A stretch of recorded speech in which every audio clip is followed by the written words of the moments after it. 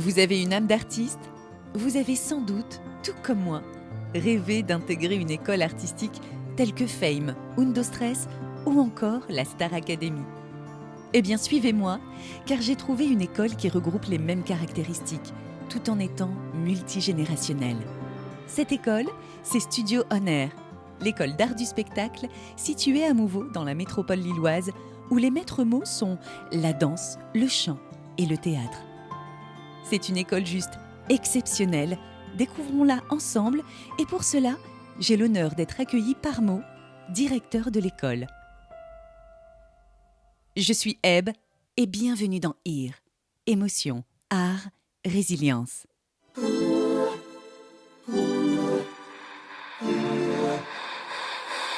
IR, émotion, art, résilience. IR by Eb Voice Design. Mo, bonjour. Je vous remercie de m'accueillir aujourd'hui dans votre espace artistique. Nous allons le découvrir plus en détail, mais avant cela, j'aimerais d'abord faire connaissance avec vous. Vous êtes directeur de l'école Studio On Air, mais pas seulement. Quelles sont vos différentes casquettes ici ? Alors déjà, merci beaucoup de me donner autant de visibilité et d'écoute auprès de vos auditeurs et je serai ravi de pouvoir répondre à toutes vos questions ce matin. Alors ici, la première, c'est que je suis avant tout un artiste qui de métier. Et c'est vrai que donner des cours, c'est ma première passion. Transmettre, c'est ma première passion. Mais à côté, il faut gérer quand même une école. C'est ça. Et là, ma deuxième casquette arrive. Et donc, il y a toute une équipe qu'il faut manager, une structure qu'il faut gérer. Et c'est quand même énormément de travail. Ouais, j'imagine bien en tant que directeur, vous avez différentes missions dans ce contexte-là. Et donc, vous proposez, vous aussi, des cours personnellement. Oui, je propose des cours de modern jazz, des cours en talons. Alors là, c'est hyper chouette parce que du coup, les cours en talons sont presque thérapeutiques. C'est vraiment du développement personnel pour toutes les femmes qui veulent découvrir leur sensualité ou même des hommes, parce que j'ai beaucoup de garçons aussi qui suivent des cours en talons.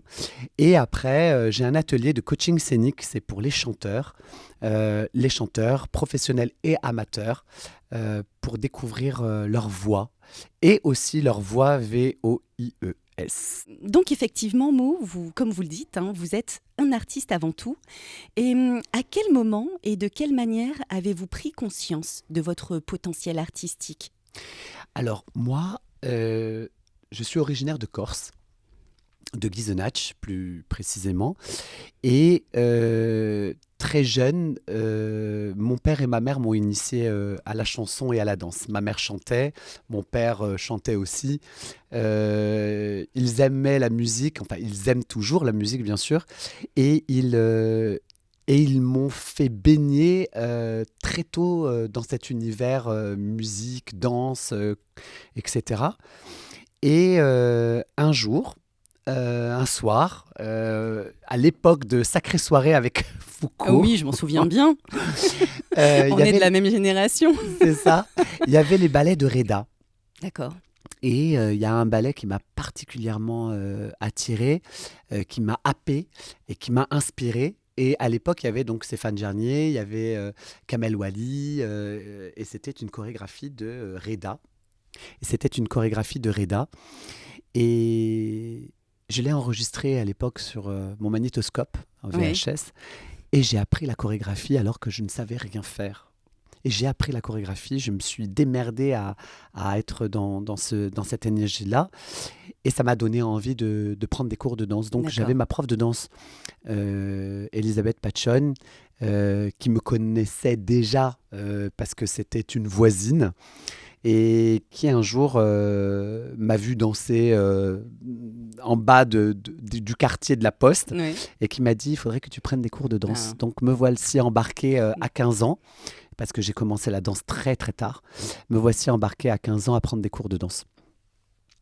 Et donc, très rapidement, je suis parti sur Nice. Je vais essayer de la faire courte. Mais je suis Vous parti... avez le temps mot, là, c'est pour vous. Ah, c'est cool. Donc, pendant 3 ans, j'ai suivi des cours avec Elisabeth Patchon, à raison d'une fois par semaine. Bon, c'était pas quand même très évident d'être un garçon en Corse. Mhm. Les mentalités ont changé, heureusement. Bon, il reste encore du travail à faire parce qu'aujourd'hui, toute cette énergie masculine, au contraire, je trouve qu'elle s'ouvre de plus en plus vers l'art, vers la danse, vers la musique, etc. Ça fait du bien, mais il faut encore beaucoup de travail pour imaginer qu'aujourd'hui, l'art puisse être pour tous, Oui. pour tout horizon, tout âge, tout sexe. Mhm. Et donc, j'ai été quand même vachement pointé du doigt comme un garçon qui dansait. Donc, bon, bien évidemment, hein, vous savez comment ça se passe hein, quand on est au collège, les moqueries, Oui. etc. Mais j'ai gardé mon cap. Gardé mon cap parce que pour moi, c'était une manière de me sauver et de me rendre vivant. Ça me rendait vivant, en Ouais. fait. Donc, vous étiez comme dans votre bulle à ce moment-là. Les moqueries, vous réussissiez à les garder à distance. Vous avez mis le focus Oui. sur justement la danse et la volonté de réussir, et parce que ça vous faisait du bien à ce moment-là.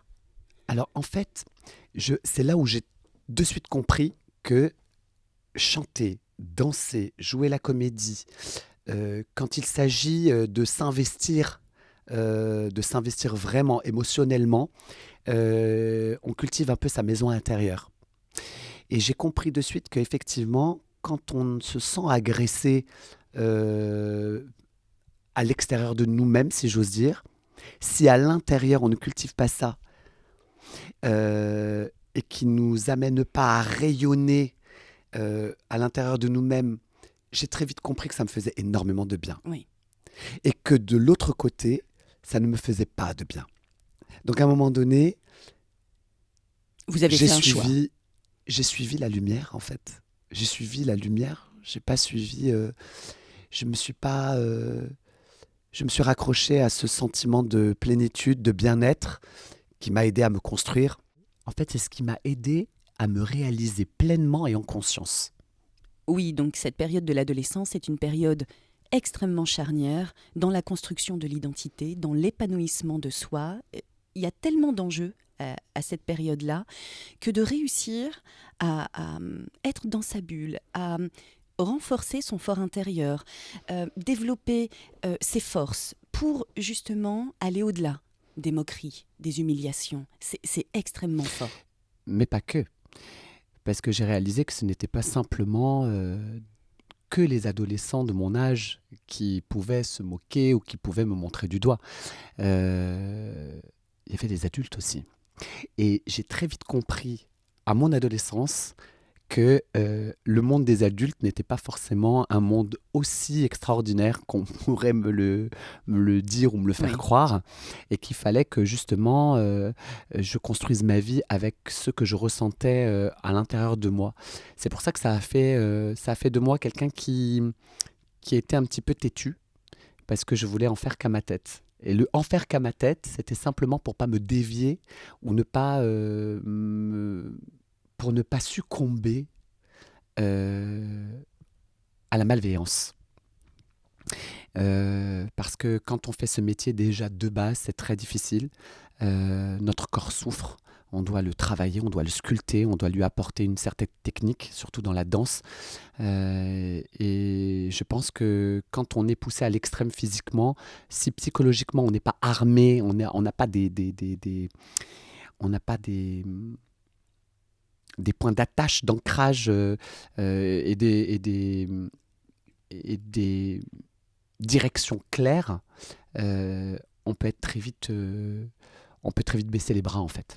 Et justement, ces points d'ancrage, cette direction à prendre de manière sans faille, avec le focus, ça vient d'où? Ah ben c'est très simple, l'envie. L'envie, le bien-être. Quand je danse, ça me procure tellement un bien-être infini, si j'ose dire, parce que notre univers, notre intérieur, c'est un univers qui est immense, qui est infini, que vivre dans si j'ose dire, hein, que vivre dans la matière, dans ce qui nous entoure, n'est pas assez infini que ce que je peux ressentir moi. Ce qu'on m'apporte, c'est très très beau parce qu'il faut qu'il y ait des rencontres, il faut qu'il y ait des croisements, il faut qu'il y ait des gens inspirants sur notre chemin, il faut qu'on ait des modèles, il faut qu'on... Voilà. Mais je pense que ce que l'on ressent quand on danse est tellement intime, quand on danse ou quand on chante ou quand on est dans l'art, en fait, dans l'expression artistique, j'aurais même dit expression de soi, en fait. Parce que l'artistique n'est qu'un outil pour exprimer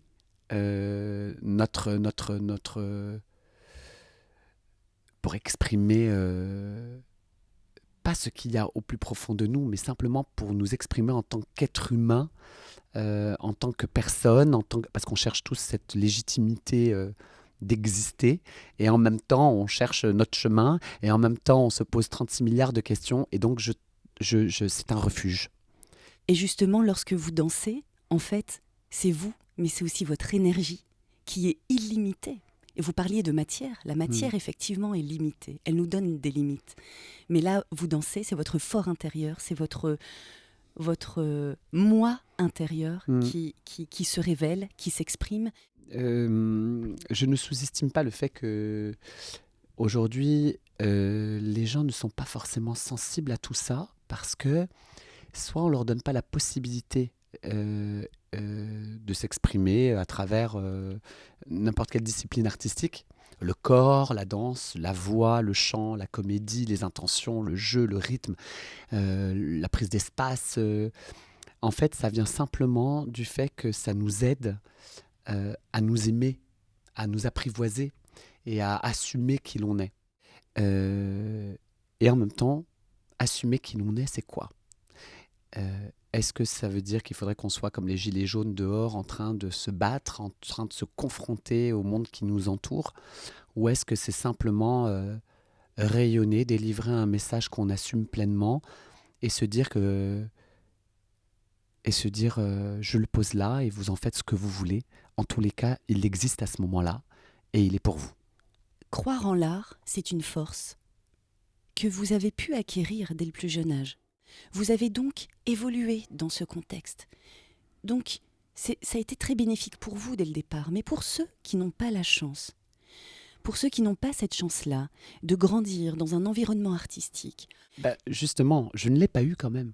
Je vais vous expliquer pourquoi. Parce que même si j'ai eu des parents qui sont sensibles à la musique, etc., j'ai été confronté au regard aussi de mes parents de l'école. C'est-à-dire que moi, je suis parti, j'avais 17 ans. 17 ans du jour au lendemain. J'ai pris mon sac. Ma mère m'avait donné à l'époque un peu de sous pour que je parte. Pour moi, aller à Nice, faire un centre de formation que je ne savais entre nous, je ne savais même pas comment j'allais le payer. Bref, je m'étais inscrit, je partais. Mais pour moi, aller à Nice, c'était déjà aller à New York. J'avais des rêves à ce moment-là, le rêve de danser, le rêve d'assumer mon métier. Mais j'ai été confronté à mes parents qui ne voulaient pas que je fasse ce métier. Ils ne voulaient pas aussi que je danse. À un moment donné, ils ne voulaient pas que je danse parce qu'ils se sont laissés influencer par le regard des autres. C'est très compliqué. Oui, ce fameux regard des autres. Ce fameux regard des autres. Donc, très vite, j'ai compris qu'il fallait faire les choses pour soi et pas pour les autres. Qu'on soit là pour accompagner les gens qui sont autour de nous, rester à l'écoute, être dans l'échange. Mais en aucun cas, il fallait que je me sente influencé aussi à mon tour, en me sentant découragé, en me disant peut-être au fond de moi, peut-être qu'ils ont raison. Non, ils n'ont pas raison, je l'avais compris très vite à 16 ans et j'ai dû partir du jour au lendemain. Donc c'est ça, c'est-à-dire que quand on a la chance comme moi, certes d'avoir été piqué, mais finalement on m'a empêché de guérir, donc il faut se lever de son lit d'hôpital et puis il faut y aller en fait. Il faut aller vers cette guérison-là et cette guérison-là, c'est nous qui la portons. C'est ça, c'est une responsabilité individuelle. Oui. Vous avez cru en vos rêves. Hein, vous dites bien, vous êtes allé à Nice, vous ne saviez pas comment payer cette école. Je dirais même, j'ai pas cru en mes rêves. J'ai cru de suite en ce que je ressentais qui me faisait du bien. D'accord. Donc, si danser, pour moi, je me sentais moi-même aligné et que ça me faisait du bien, ce n'est plus un rêve, c'est une réalité. Donc, je me bats pour la conserver et la faire grandir. Et Oui. c'est pour ça que je suis parti. Et vous avez réussi? Et on réussit pas, mais en tout cas, j'assume le chemin que j'ai entrepris. Oui. Et je me suis enrichi de ça. Il faut éveiller en nous ce qui nous fait du bien. Parce qu'à ce moment-là, on ne peut pas se mentir à soi-même. On ne peut pas se dire je suis dépressif alors que ce que je ressens, ça me fait du bien. Donc, pour ne pas l'être dépressif, je fais des choix dans ma vie et je fais jaillir ce qui me fait du bien et je suis complètement en phase avec ce que je ressens et ce que je choisis de faire pour continuer à être bien. Donc, c'est l'assumer aux yeux du monde. Juste pour en revenir à mes parents, bien évidemment, je leur en veux pas parce que mes parents, ils sont d'une ancienne génération. Mes parents sont arrivés en France en 72, 74. Voilà, c'est une autre culture, une autre tradition, etc. Et que de toute façon, je les ai trouvés déjà bien plus ouverts que les gens qui nous entouraient déjà. Donc, je pense qu'ils ont été simplement influencés comme tout le monde l'est d'ailleurs, Tout à le fait. regard des autres, la réussite de ses enfants passe par l'école, passe par... Alors oui, bien sûr que l'école, c'est important pour savoir parler correctement, écrire, compter, mais je pense qu'il y a d'autres chemins de réussite. On arrive avec des possibilités sur cette terre et je trouve que très très jeune, on doit arriver à déceler les vocations parce qu'on a tous des possibilités immenses. Et c'est important en tant qu'adulte, en tant que parent, si on observe les appétences de notre enfant ou de nos enfants, de les mener, de les accompagner dans ce sens-là. C'est les respecter, c'est respecter leur individualité, c'est respecter leur personnalité. Et l'enfant nous montre très tôt ce qu'il aime et ce qu'il n'aime pas. Tout à fait. Il nous montre ses compétences, ses capacités. Oui. Et en tant qu'adulte, en tant que parent, c'est pas évident d'être parent, c'est un dur métier. Mm. Mais il y a bien une chose qui est extrêmement importante, c'est d'observer son enfant et de le suivre. Parce qu'il nous donne des messages, il nous livre des messages Oui. et il nous montre qui il est très tôt, parce que ça fait partie de lui. Oui, et puis moi j'ai un fils et quand j'ai su que j'allais être papa, très rapidement je me suis dit il ne m'appartient pas. Il s'appartient à lui-même. Moi, mon seul but c'est de le guider et d'être dans l'observation de son devenir, d'être dans l'observation de ses capacités. Alors bien évidemment, on est des parents, donc on met un cadre, on met des limites parce qu'il y a quand même certaines valeurs universelles qu'on aimerait inculquer à nos enfants pour qu'ils puissent avoir un équilibre, une structure mentale très claire dans le rapport avec les uns et les autres, dans la société dans laquelle on vit, dans laquelle je ne suis pas forcément complètement d'accord. Mais ça, c'est un autre débat et un autre sujet. Mais pour revenir à mon fils Isaac, j'ai besoin à chaque instant de le pousser vers ce qu'il a envie. Pas pour qu'il devienne un enfant roi, parce que je suis assez responsable pour lui mettre des barrières, mais je ne vais pas aller à l'encontre de ses possibilités, de ses envies intérieures. Mon fils est quelqu'un qui court de partout. Il a grandi ici carrément à Soa, au milieu au milieu des couloirs où tout le monde chante, des voix et des exclamations d'Oscar Sisto en théâtre, de moi en cours en talons aussi, mais aussi pas que du chant, du piano. Il a grandi dans un univers propice à la musique, propice à la beauté des corps et aux énergies de la création, en fait. Donc, Et elle commence là, la transmission. oui, Là, vous transmettez elle déjà commence là. toutes ces valeurs, tout ce... L'écosystème dans lequel il évolue Oui, il en est imprégné en fait. C'est ça. Il s'en est imprégné et je le vois qu'il est créatif, qu'il est physiquement très très dynamique. Il nous fait des pirouettes, il veut nous montrer qu'il sait faire aussi comme tous ces élèves qui passent la porte de SOA et qui évoluent avec moi et toute mon équipe. C'est aussi de cette manière-là qu'il acquiert confiance en lui, Oui, parce qu'en fait, il a une certaine forme de liberté d'être lui-même, d'expression, d'expression, tout à fait, d'expression. et de se mouvoir pleinement et de voir les regards qui se posent sur lui, des regards valorisants, souriants, bienveillants, et qui lui donnent le message, mais vas-y, continue, C'est ça. t'es sur la bonne voie, t'es sur le bon chemin, Complètement. épanouis-toi. Complètement, complètement. Pour lui, je pense qu'il n'aura pas de problème à avoir un chanteur, avoir un danseur, avoir un comédien, donc ça, c'est magnifique, c'est magnifique. Ouais. Parlez-nous, Maud, de votre parcours professionnel. Alors, quand je suis arrivé à Nice, j'ai fait 2 ans de formation à Off Jazz avec Jenny Noringuet. Et très rapidement, j'ai été contacté par les Folies Russes avec comme directeur artistique Jacques Provence. Et j'ai intégré le Loves Hotel Casino de Monte-Carlo. Et j'y suis resté pendant 2 ans. Et ensuite, très rapidement, derrière, moi j'ai commencé dans un village vacances qui s'appelle Arinella Bianca. Et aussi, pareil, quand j'ai commencé à danser, Isabelle Gombaut m'a repéré. Alors, il faut savoir que j'ai une très, très grande histoire avec cette dame que j'aime énormément. Parce que j'ai grandi, mes parents habitaient donc à Ghisonaccia et on a grandi en face du jardin de Mémé Jeanne à Ghisonaccia. Et nous, on a grandi carrément dans son jardin. Je vais vous expliquer où je veux en venir après. Donc, on a grandi dans ce très beau jardin où il y avait des fleurs de partout. À 13 ans, 12 ans, je lui ai arrosé les plantes. Elle me donnait à l'époque 5 francs pour que j'aille acheter une glace. Donc, ça a commencé comme ça, mon aventure avec Arinella. Et je voyais bien évidemment cette dame, Isabelle, qui venait voir Mémé Jeanne, qui était donc la femme du fils de Mémé Jeanne, Joseph Gombotti. Et au fur et à mesure des années qui passent, dans un village, on se connaît tous. J'ai 16 ans, je commence à danser. Elle recherchait un animateur pour s'occuper des enfants à Arinella. Et donc, elle est venue me chercher.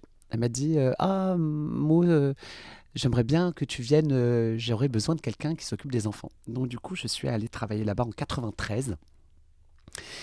Et depuis 93, je n'ai pas arrêté de travailler là-bas jusqu'à il y a 2020.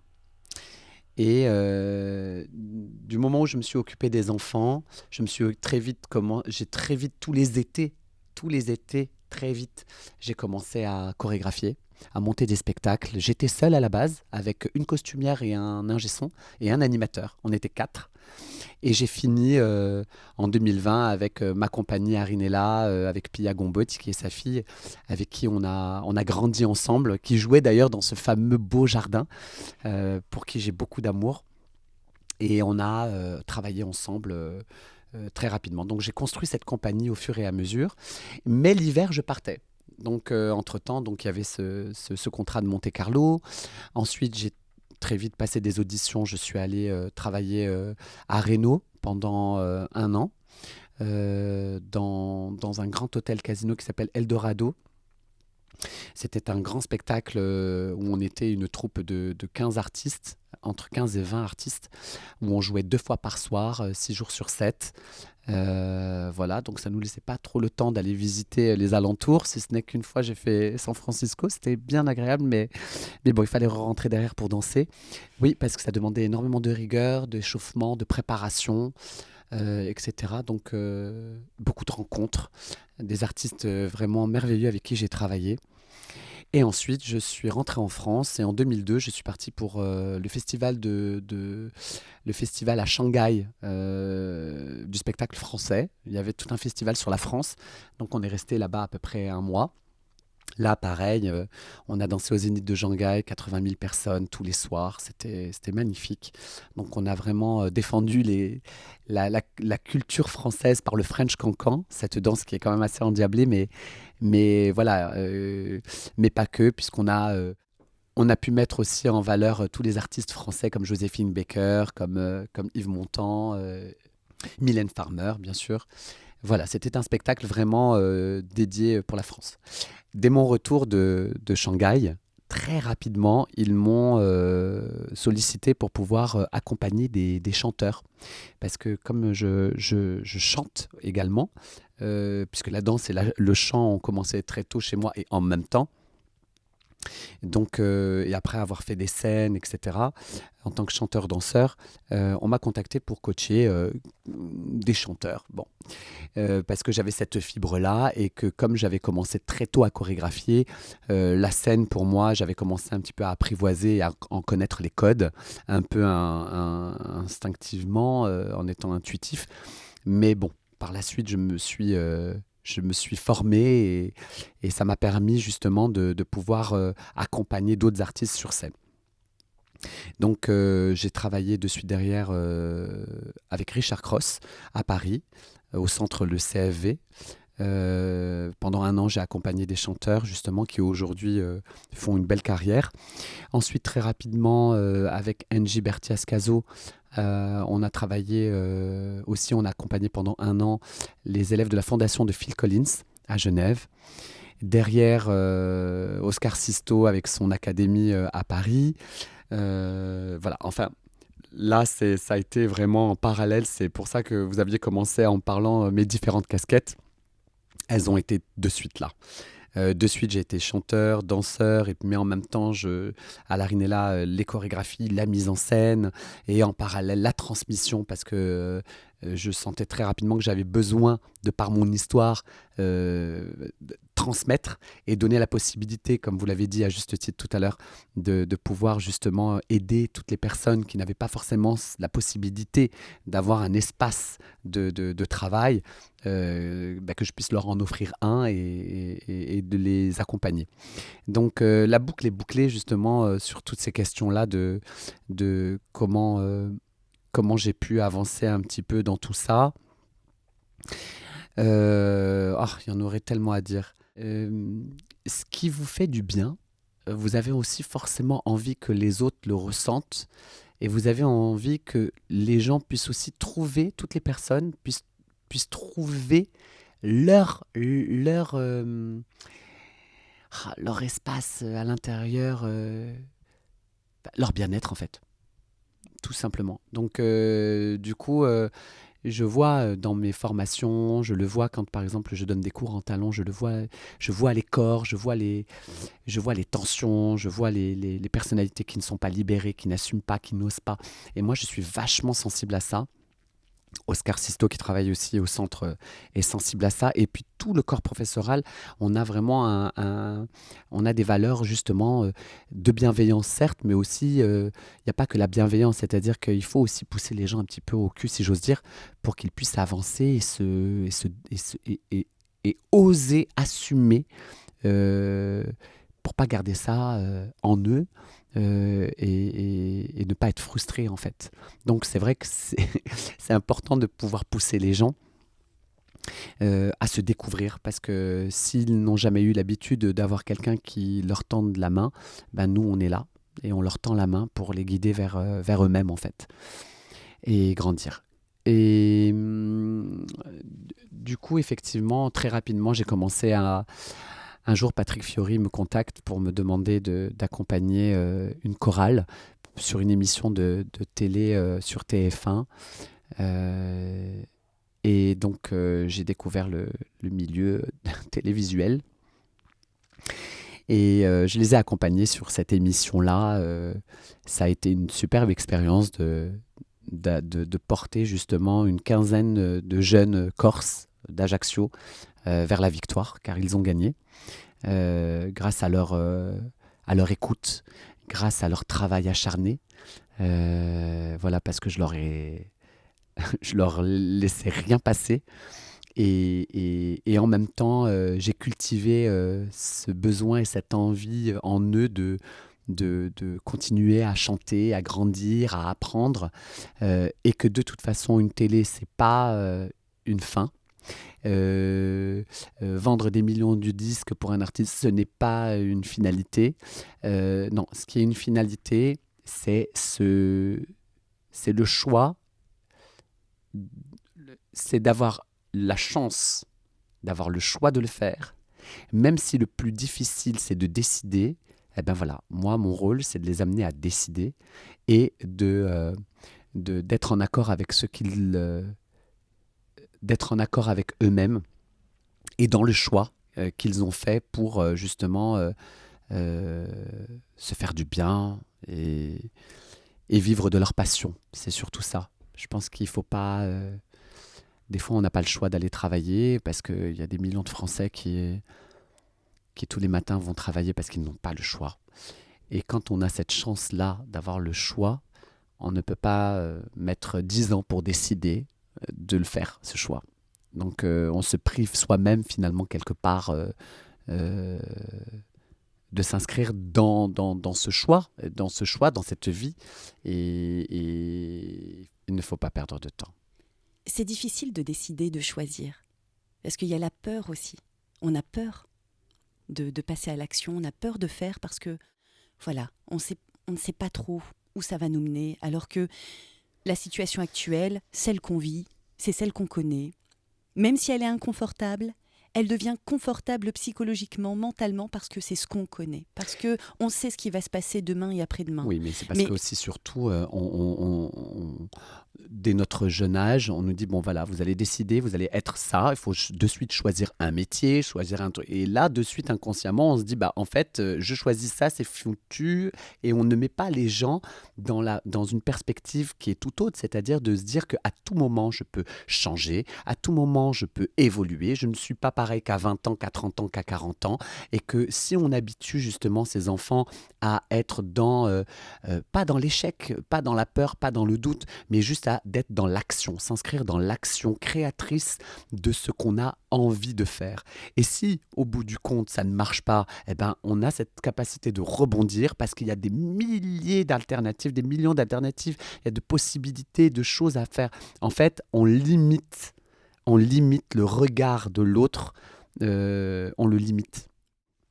Si on pouvait dire à toutes ces personnes qui nous écoutent que dans la vie, ce qui compte, c'est de vibrer. C'est au moment où je suis en train de vous parler, imaginez qu'à ce moment-là, il y a quelque chose au fond de vous dont vous avez envie. Alors faites-le. Il n'y a rien qui vous empêche de le faire, en fait. Y croire. Oui. Croire en soi, même si on a un mauvais départ. On a un départ qui ne nous aide pas forcément. Je parle de l'enfance ou de l'adolescence, mais il n'est jamais trop tard. Et si ça vibre au fond de soi, c'est de s'écouter et vraiment décider d'y aller, c'est maintenant. Oui, parce que moi, en fait, avec le recul, moi, je n'en veux à personne par rapport à ce que j'ai vécu. Voilà, on était des ados, les moqueries, les adultes, bon, les préjugés, etc. Mais en fait, j'en ai fait une force. C'est-à-dire que pour moi, dans ma structure mentale, ce départ qui était un petit peu en tension, en fait, m'a rendu service. Donc, quelque part, est-ce que, par exemple, un enfant qui naît avec la cuillère dans la bouche, c'est un enfant qui va, à un moment donné, avoir une sorte de résistance à se battre pour quelque chose. Oui, et pas Il faut forcément. avoir cette notion-là de se battre pour quelque chose. Il faut avoir il faut se le prouver. Pas pour les autres, on s'en fout, mais il faut se le prouver. Quand quelqu'un vous empêche d'avancer et que vous voulez avancer, eh ben, vous vous confrontez à cette personne. Donc c'est un peu la même chose. Donc cette personne vous rend service. Elle vous rend service. Et on franchit des obstacles. Voilà. On les franchit, c'est sûr. Voilà, une personne qui peut nous interdire ou peut nous dissuader de faire telle ou telle chose, alors que on le ressent au fond de soi que c'est ce qu'il nous faut. Voilà, c'est de ne pas hésiter, c'est un obstacle à franchir, mais plus on franchit d'obstacles, plus on acquiert confiance en soi et plus on va loin. Oui, et c'est pour ça que je dis souvent dans mes cours de développement personnel, ne mettez personne au centre de votre disque. Parce que ce que j'ai remarqué, c'est que tout le monde, tout le monde tourne autour de son centre. Et tout le monde met d'autres personnes, d'autres intérêts au centre de ce DVD, de ce disque. Moi, je parle de disque. Et vous allez voir que si vous mettez au centre de votre disque, vous allez voir que c'est les autres qui tournent autour, comme les planètes autour d'un soleil.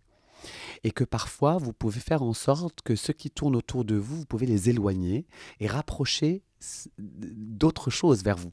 Donc, c'est un petit peu cette attraction, cette loi d'attraction qui est importante. Donc, si vous ne vous mettez pas au centre de votre vie, vous allez être limité par les autres, vous allez être mis en doute et en cause par les autres, alors que les autres, dans leur projection de vous-même, c'est un petit peu quelque part l'effet miroir en fait. Donc non, je pense qu'il faut être maître de sa vie, il faut être au centre de sa vie, faire évoluer toutes les choses autour de soi et non pas à sa place. Parfois, on peut effectivement demander des conseils, on peut avoir des soutiens, on peut avoir des moments de doute, ça arrive à tout le monde. Et là, on a juste besoin d'être rassuré en fait. Donc quelque part, des années après, c'est un peu notre papa et notre maman qu'on recherche dans ce mode-là. Et un coup d'épaule, une phrase réconfortante, et puis c'est reparti. Parce qu'on a besoin de se recharger. Alors, comment se recharger ? Je pense qu'il faut qu'il y ait des lieux comme SOA qui permettent aux gens de venir se recharger, se reconnecter. Voilà, cette petite tape de l'épaule de papa, maman quand on était jeune, avec cette phrase rassurante qui nous amène justement à aller plus loin. C'est comme une voiture, voilà, on va mettre de l'essence pour qu'elle puisse continuer à rouler. C'est la même chose. Vous avez besoin d'avoir un point d'ancrage, vous avez besoin d'avoir un lieu d'expression et d'expressivité de soi. Et ça, c'est important. Et ça vous permet de ne pas avoir peur. Ça vous permet de ne pas rompre le petit fil avec vous-même en fait, et de le consolider et de faire en sorte que même si vous vous éloignez de vous-même, ce fil vous ramènera toujours au centre. Et quels moyens, Mo, avez-vous mis en place pour assurer votre progression, pour assurer votre réussite professionnelle ? Moi, je ne considère pas que j'ai réussi professionnellement. Non, parce que j'ai conscience que tout a une fin dans ce monde. Non. Je suis sur le chemin, je suis toujours sur le même chemin. Je suis encore sur le même chemin de mes 16 ans, de mes 20 ans, de mes 30 ans. Vous n'êtes pas encore arrivé à destination. Il y a encore plein de choses à faire et plein de choses à vivre. Oui, je ne suis pas arrivé à destination et je pense que je n'ai pas de destination. Je n'ai pas de destination parce que vivre le moment présent, c'est vivre la rencontre que d'ailleurs ce moment qu'on partage vous et moi et avec vos auditeurs, ça fait partie du chemin. Donc pour moi, je n'ai pas d'objectif si ce n'est que des rencontres, ce n'est que des moments. Après, effectivement, quand on rentre dans la matière, voilà, aujourd'hui, je suis gérant d'une société de production et puis je suis directeur de ce centre des arts du spectacle qui me tenait à cœur parce qu'au bout de 30 ans de carrière, j'avais envie de poser un cadre et de mettre dans ce cadre toutes mes compétences avec mes valeurs. Mais dans un seul but, c'est vraiment dans un seul but, c'est de partager. Donc juste après cette période où on m'a sollicité par Patrick Fiori pour pouvoir m'occuper de cette chorale-là, j'ai enchaîné quelques plateaux, effectivement, travaillé quelques productions et j'ai été contacté par The Artist Academy pour être expert de Gims. Il y avait un immense concours qu'il avait organisé à travers cette plateforme-là sur les masterclass. Et donc, on m'a mandaté pour sélectionner 5 artistes sur 300, 400 élèves, 400 maquettes, si j'ose dire. Et puis, voilà, donc, et je continue encore à travailler, même si j'ai le centre qui est là et qui vit. C'est un peu notre bébé à tous.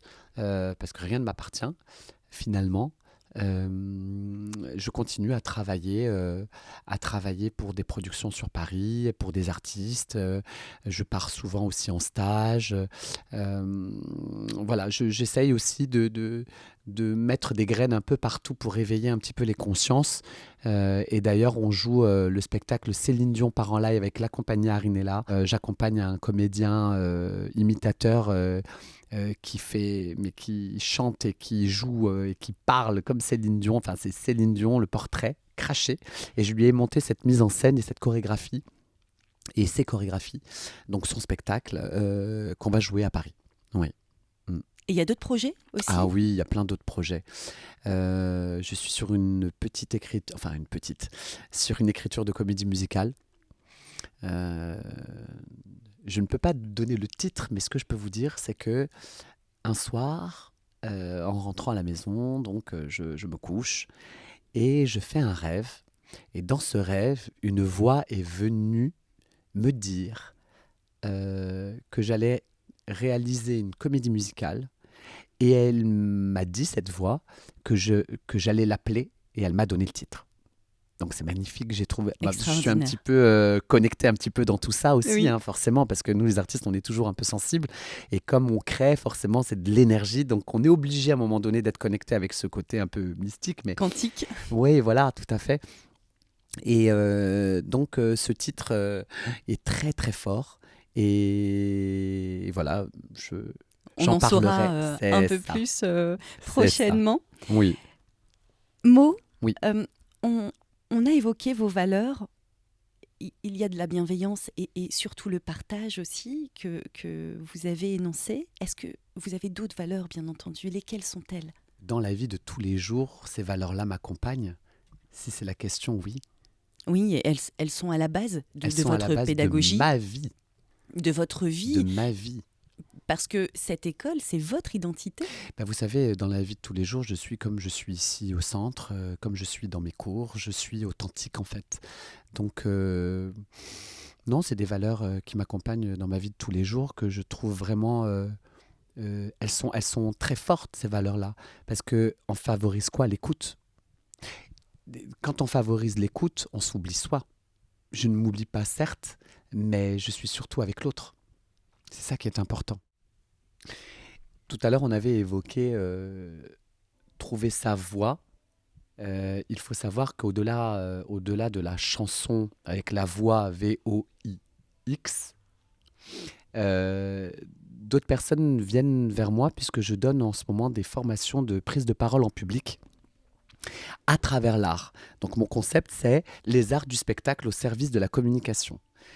Pour toutes les personnes qui ont besoin de travailler leur prise de parole, parce que là, actuellement, j'interviens au centre Elmed avec Rosa Méziane, qui fait appel à moi et qui a trouvé justement cette originalité d'aborder la prise de parole en public à travers le chant, à travers le corps, etc.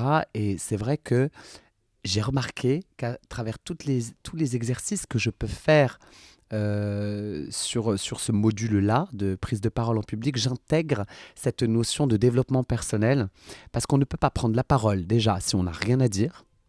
Et donc on est vraiment sur le fond et après on est sur la forme, sur comment le dire, quels sont les outils qu'on a à notre disposition, qu'on a naturellement, hein. On a un corps, on a une voix, comment la projeter, comment se tenir, comment assumer le regard, comment se connecter au regard des autres, justement pour faire entendre son message. Et aussi, dans un point de vue beaucoup plus moins nombriliste, je leur dis qu'il ne s'agit pas d'eux. Il ne s'agit pas de vous quand vous montez sur scène. On arrive souvent avec nos problèmes, nos angoisses, nos peurs, et c'est toujours nous, moi. Et le moi, il peut interférer ce message.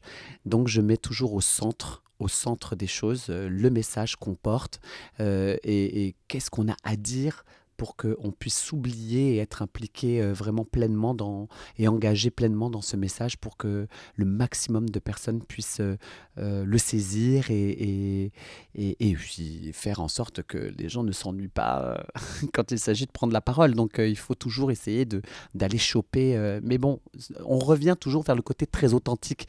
Quelqu'un qui est animé comme par exemple vous l'êtes sur des valeurs qu'on a en commun, voilà, vous en parlez avec passion, vous en parlez avec authenticité, forcément, avec engagement. Donc vous savez que ce que vous dites résonne en vous et donc vous avez mis de côté vos peurs, vos angoisses, le regard des autres. Donc je pense qu'il y a cette connexion à trouver. C'est vraiment vivre en conscience et prendre conscience du message que l'on porte. Ça, c'est important. Donc c'est tout le propos de la prise de parole en public à travers l'art que je porte aussi. Parce que c'est aussi une personne qui demain, je ne sais pas, va libérer sa parole.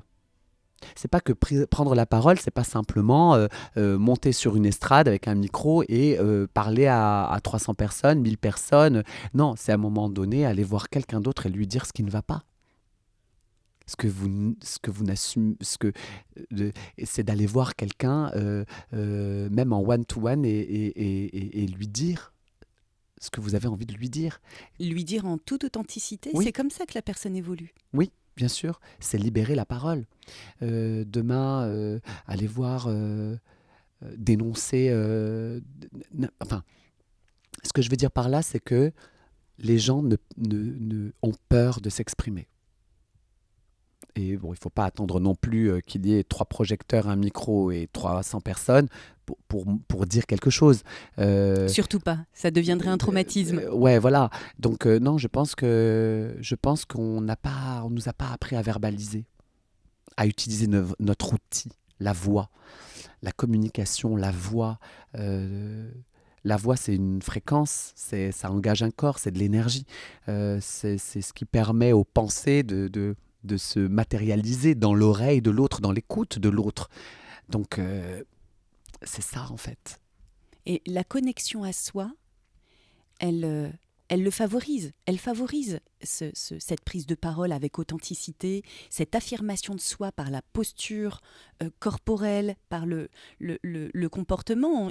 Dans la communication, il y a le non-verbal et le verbal. Oui. Le non-verbal, il est extrêmement important. Oui. C'est trouver cet accord entre le corps et la voix et ce qu'on a envie de dire.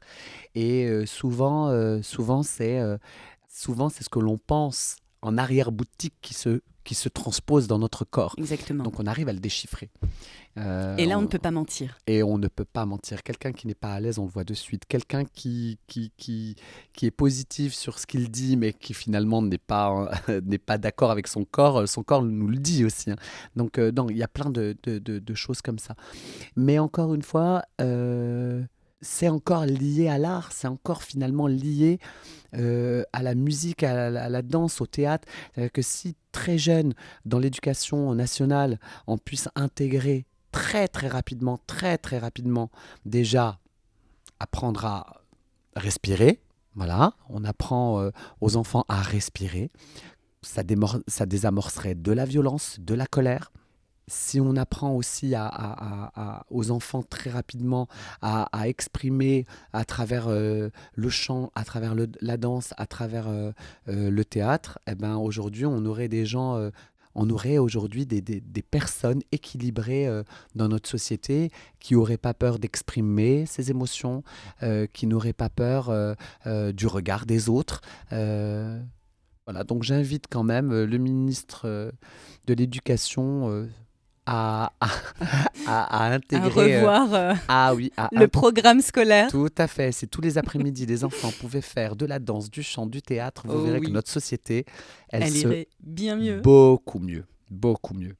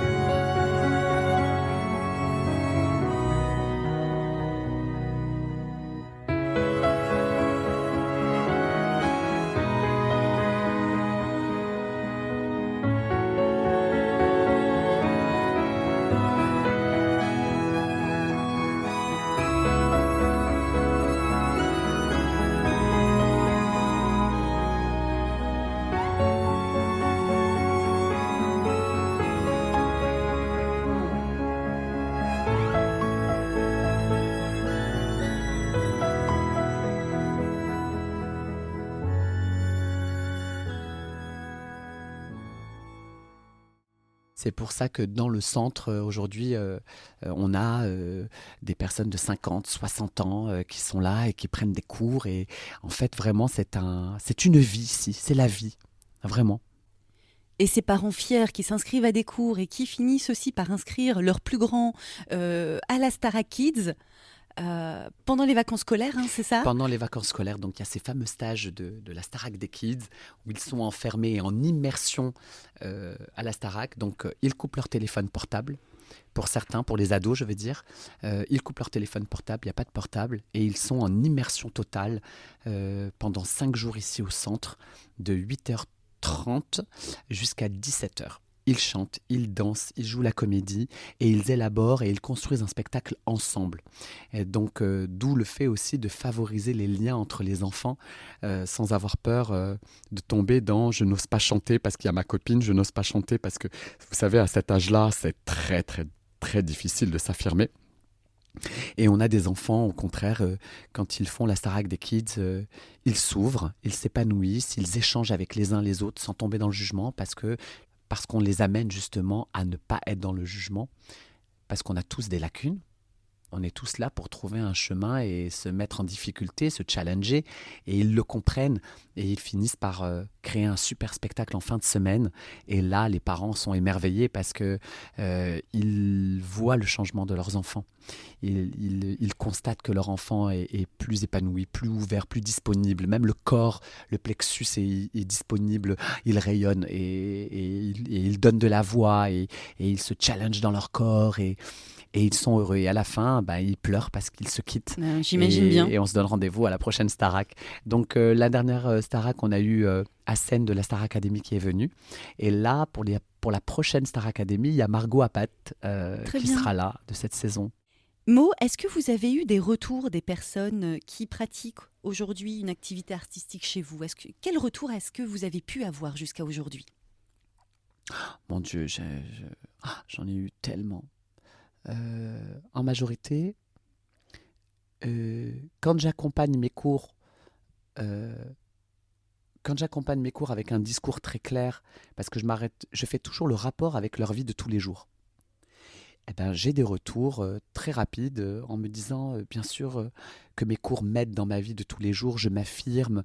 On m'a même dit au bureau, tu te tiens plus droite, tu marches avec plus de charisme, plus de présence. Il y a vraiment une vraie présence corporelle. D'autres vont me dire, tu nous dis des choses aujourd'hui, tu nous regardes dans les yeux et tu t'exprimes. Moi, ça me fait plaisir parce que je me dis, voilà, ces petites graines, elles sont en train de pousser, elles sont en train de dépasser le champ de SOA pour aller se nicher et cultiver leur vie professionnelle, leur vie sociale, leur vie tout court en fait, leur vie dans leur ensemble en fait. Donc quand ils viennent ici et qu'ils cultivent leur monde intérieur égoïstement, forcément ça a une résonance dans ce qu'ils peuvent vivre au quotidien.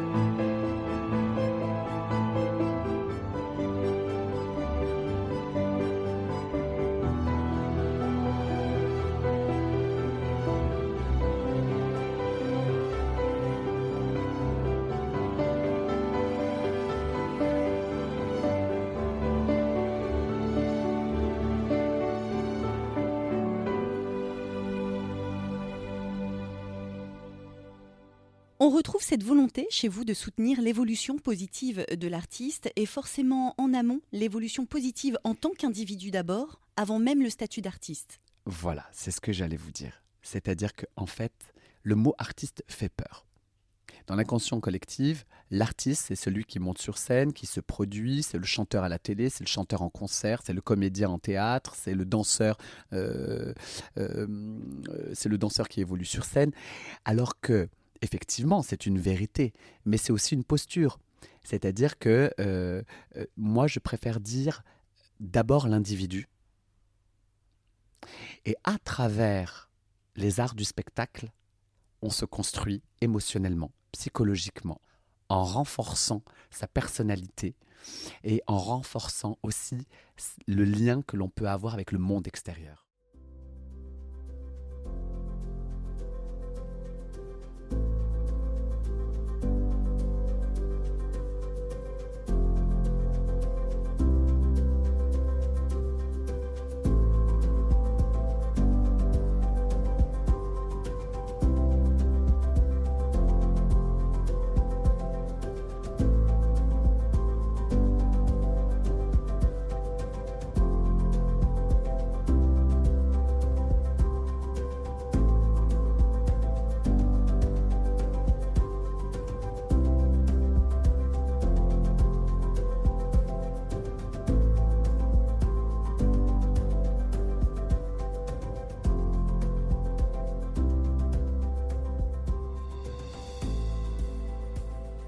Je vous remercie Mo pour votre accueil et votre partage, mais également d'avoir créé un espace artistique de grande qualité où se mêlent l'art, les émotions et qui participe à la résilience de chacune des personnes inscrites. Je vous laisse la conclusion de ce podcast qui vous est dédié. Souhaitez-vous laisser un message aux personnes qui nous écoutent aujourd'hui ? Osez franchir la porte de votre maison intérieure et osez également prendre le temps et consacrez-vous du temps pour vous. Et grâce à l'art, vous allez découvrir un monde qui va vous faire du bien.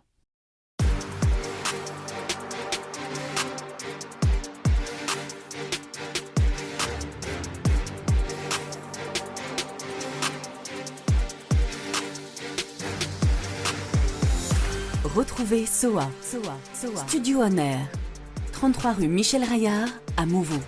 Pour toute information, au 0320 17 11 37 et sur studionair.com.